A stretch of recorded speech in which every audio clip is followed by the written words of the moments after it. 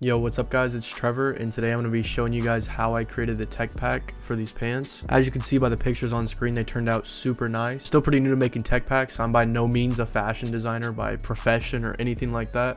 This is like my second or third tech pack. Hopefully this video can help you guys if you're struggling on making one. First off, the reason to make a tech pack is so that you outline all the details, measurements, and anything you want on your garment for your manufacturer to better understand. With that comes a lot of pages within your tech pack and a bunch of time going into it. First off, I'm going to say, yeah, I'm using Photoshop instead of Illustrator to make this. A bunch of people use Illustrator for their tech packs, but personally, I have no clue what I'm doing on Illustrator, and I've always used Photoshop, and I do everything on Photoshop, and it's just easier for me. So if you're in the same boat as me, this video will definitely be a help. Also, there's no one way to do a tech pack. As you can see on screen, there's a bunch of different tech packs. This is my personal layout. Anyways, let's hop into it. The first thing I'm going to explain is how I set up my actual tech pack layout. As you can see, all my pages have the same like border and text above. I just made a big square box, added some lines to separate. Text is ultimately up to you on what you want to put, but if you're working with the same manufacturer, I recommend actually like organizing this. When you're talking to your manufacturer about different products, they know exactly which one you're talking about. So first, I just have the brand, which is my brand, Summit, the designer Summit, just because that doesn't really matter. The main fabric I use, which was white denim for these double knees. Your main fabric will ultimately change based on what your manufacturer can provide and what you're making, obviously. Then I have the season it was made in, which is just the fall winter 2022 season. Date I first started making this tech pack. Size range, so if you're doing shirts, you'll do small, medium, large, extra large, etc. And for pants, I did my waist 30 to 38, and then I had two different size inseams. The style name is basically describing the pants in the simplest form, and since mine were camo double knees, pants is basically what they fall under. And then you want to add a small description about the pants, so I just said men's double knee pants because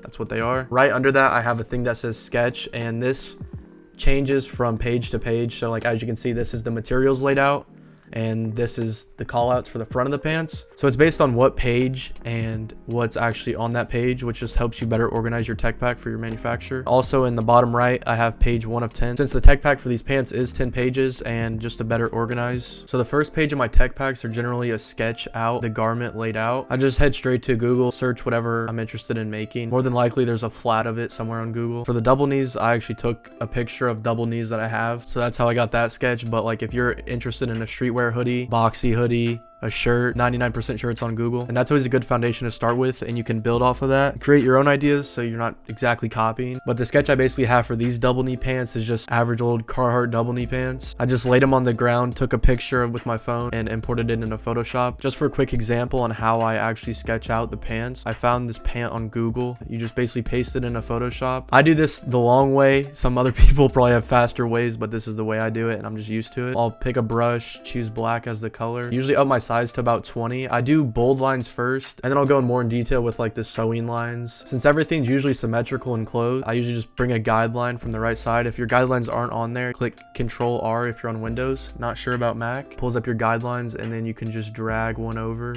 And I usually center it right in the middle of the pant. Then you'll pull back out your brush and click where you want your first point to be, hold shift, and then click where you want your next point to be.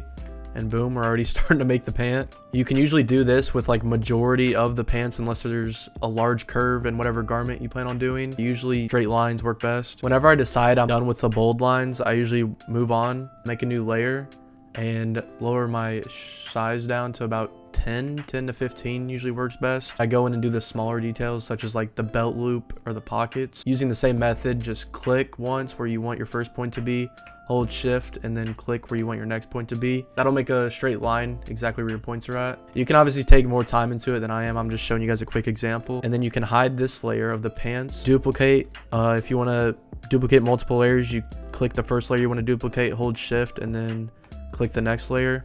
And then hold Control and click J, and that duplicates both of those layers that you had selected. Then to flip it, you just Control T, right click somewhere in the box, and flip horizontal, and then you just drag it over. Boom, you got your pants already basically done. You can add the final details like the zipper, but that's basically how I make the sketch, and that's how I did it for the Carhartt double knees. You can do it with any garment, hoodie, shirt. Obviously with more time you can get something more complex like this that has all the sewing lines. You can even add like the finer details, like I have this custom button. Also have some shadows that I added by just changing the color to gray instead of black. Then I had these rivets or like studs or whatever they're called. Added some pockets as well. A hammer strap, a hammer pocket, 2 side pockets, and a leather patch right here. I labeled the front and back to make it easier for the manufacturer. The second page in my tech packs, I usually outline the materials. I usually do this page actually last because that's when the garment's finally finished. I have all the materials laid out on what I want. This doesn't have to be too descriptive, especially if your tech pack is pretty simple, if it's just a shirt or a hoodie. But the more complex tech packs you have, the more obviously materials you'll use and the more details you'll have to have in your tech pack. As you can see, the only thing I actually changed was just the text at the top to say materials instead of the sketch because it's a new page. Also changed the page number to 2 out of 10. I really have no reason on why it's A, B, C, D's. Just to better organize, I guess. For the first material I have, it's just a picture of cotton denim I found on Google. The second is just the jean rivets, which is just an example of what I wanted. The third is just a very poorly pixelated version of the button I want. The next one, the leather patch with just a leather patch example, and I wanted it embossed. The next one is just the woven label, and then the last one is just like a size pip that I decided to add. So this page is pretty simple. It's basically just listing the materials that are in your garment. The next page is actually when I start to have fun with making the garment and not doing the boring stuff. This is the callouts, which basically a callout is, as you can see, pointing an arrow to a certain thing on the pant and then having a description. This helps your manufacturer know exactly what you want. You want to make your tech pack as detailed as possible. If there's something that you assume the manufacturer would do or know, still write it down just so that there's no like gray area and everything's just in black and white. So as you can see, I also changed the top title to callouts and then in parentheses front because these are the front of the pants. I usually put all my arrows in before I actually do the numbers just to outline everything. If you guys are curious on how I actually made these arrows, you go down to your line tool down here.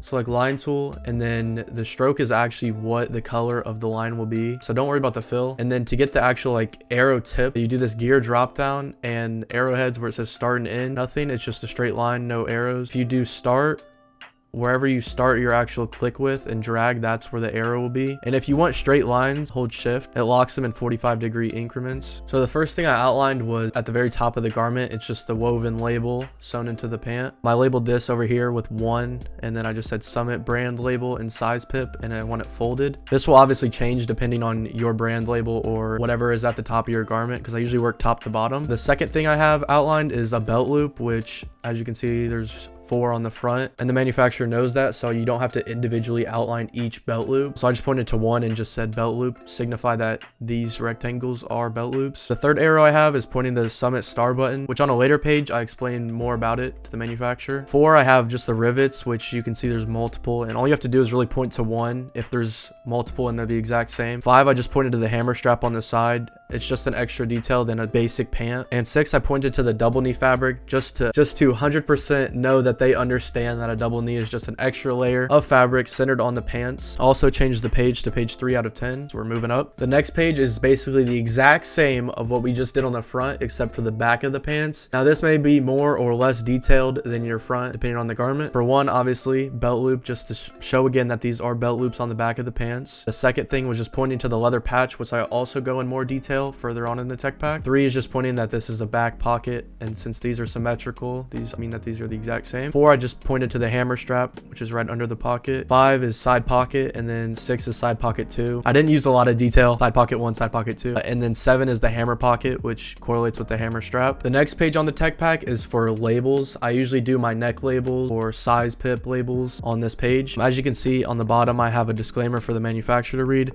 Please use the separate graphics files sent for the actual artwork, graphics, and logos, because you don't want them to take this from your tech pack, because more than likely it's not the highest res. But I recommend separating your graphics files from your actual tech pack. This just makes it easier for your manufacturer to have separate graphics files. But diving into the actual neck label, I have arrows, which like I showed you on the front of the callouts, you just go to your arrow tool. You want to do start and end, which leaves an arrow for both sides. Then I just have the actual length and height I want it, so 3 inches long, 1 inch tall. I always design my actual graphics in a separate file than the tech pack. The tech pack is just basically bringing all my ideas into one file. Then under I just have a description, which is a woven label and the width and height of it. For the size pip, usually your manufacturer will have these already pre-made and they don't cost extra. So I basically just outline that it's 1 centimeter by 4 centimeters, put the actual size of the pant on it. It's a woven label. I want want it center folded, which is, if you can see this gray dotted line right here. And then I have the size of it before the fold, which is 4x1.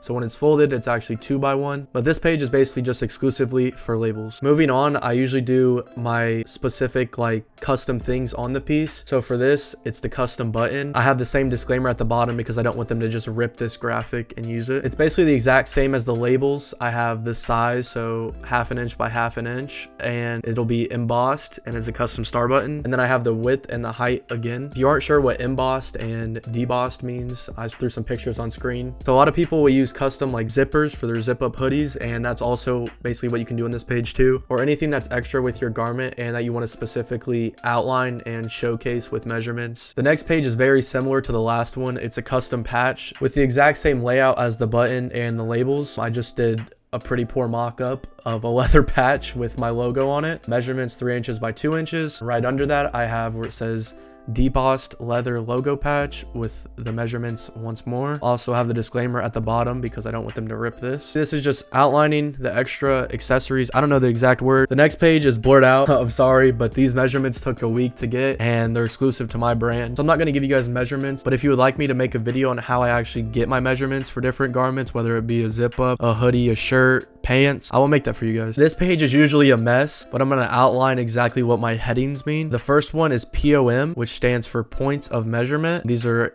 A through Z, and they go to AA, BB. Less complex garments will actually usually only be like A to like J, like they won't be super complex. But since these pants had so many extra pockets, the next heading I have is measurement. This is actually what is being measured, whether it be the waistband depth, the waistband width, the inseam, outseam, front rise, back rise, etc. The next part I have is the different sizes, so 30 by 32, 32, 32, 34, 32, and it goes on. These are just the different measurements of the pants. Waist is first, inseam is next. Since I had 2 different inseams for this pair of pants, at the top where it says measurement specification for the title, I included that these are the 32-inch inseam pants, which lets the manufacturer know that for the 34 inseam, they will be different measurements. I also have the disclaimer at the bottom that says all above measurements are in inches and taken flat except for the star, star, star. This lets the manufacturer know that you're actually doing it in inches. See, the star, star, star means the waistband width did not measure that flat. By flat, that means like the garment is actually like unsewn, laid out. There's no like stretch or anything that'll change. So the waistband width isn't taken flat, it's taken like on top of the pant. And that applies for all these different ones that have star, star, star. Basically anything that has like flexibility, something of that sort, would be star, star, star because it's not taken flat. Moving on to the next page, it's literally the exact same. It's just 34 inseam instead of 32. The only measurement I actually changed, I believe, was inseam. I think I may have changed the front rise and back rise a little bit, but mostly it was just changing the inseam. And the final page just refers back to the points of measurement, which were the A, B, C, D. So I have the title points of measurement diagram, and this is also just the sketch of the pants from the first page pasted onto the last page. Arrows outlining exactly what